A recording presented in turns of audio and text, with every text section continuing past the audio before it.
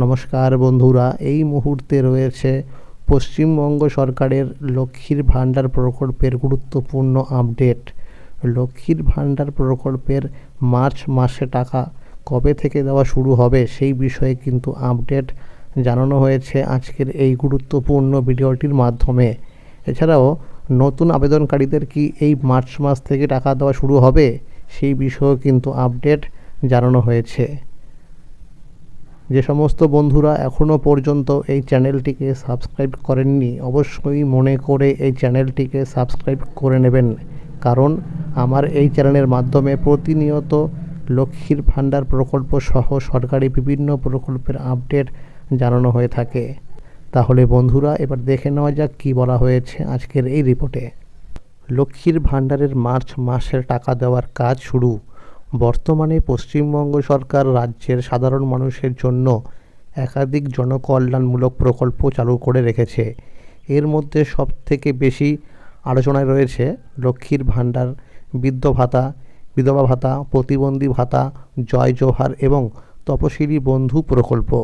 এই সমস্ত প্রকল্পের মাধ্যমে প্রতি মাসে উপভোক্তাদের ব্যাংক অ্যাকাউন্টে সরাসরি আর্থিক সাহায্য পাঠানো হয়, যার ফলে বহু পরিবার কিছুটা হলেও আর্থিক স্বস্তি পায়। লক্ষ্মীর ভাণ্ডার প্রকল্পের ক্ষেত্রে বর্তমানে ভাতার পরিমাণ আগের থেকে বাড়ানো হয়েছে।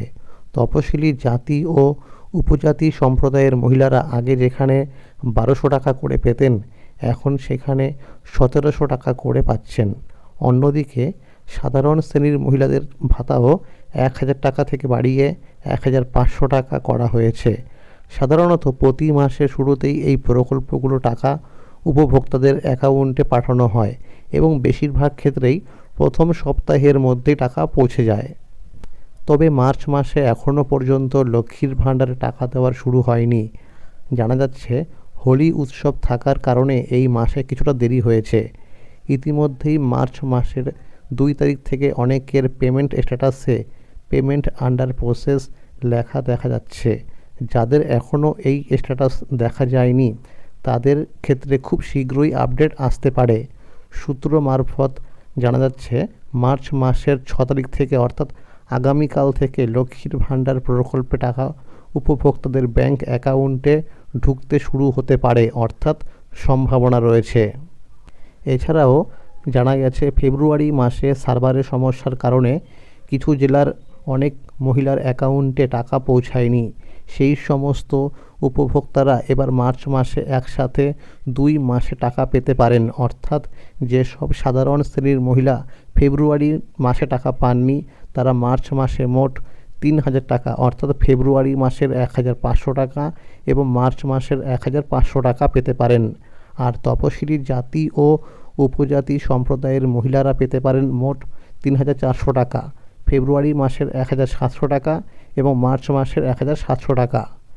নতুন আবেদনকারীদের ক্ষেত্রেও একটি গুরুত্বপূর্ণ তথ্য সামনে এসেছে। যেসব আবেদনকারীর পেমেন্ট স্ট্যাটাসে এখন পেমেন্ট আন্ডার প্রসেস দেখা যাচ্ছে বা দেখা যাবে, তাদেরও মার্চ মাসেই লক্ষ্মীর ভাণ্ডারে টাকা পাওয়ার সম্ভাবনা রয়েছে।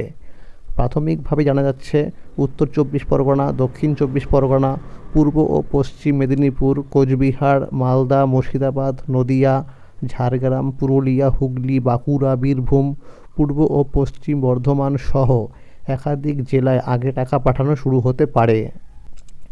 অন্যদিকে পশ্চিমবঙ্গ সরকারের বৃদ্ধ ভাতা, বিধবা ভাতা এবং প্রতিবন্ধী ভাতা টাকাও মার্চ মাসের প্রায় 10 তারিখ থেকে দেওয়া শুরু হতে পারে বলে জানা যাচ্ছে। তবে একটি বিষয় মনে রাখা খুবই জরুরি, যেসব উপভোক্তার ব্যাংক অ্যাকাউন্টে কেওয়াইসি আপডেট করা নেই তাদের টাকা পেতে সমস্যা হতে পারে।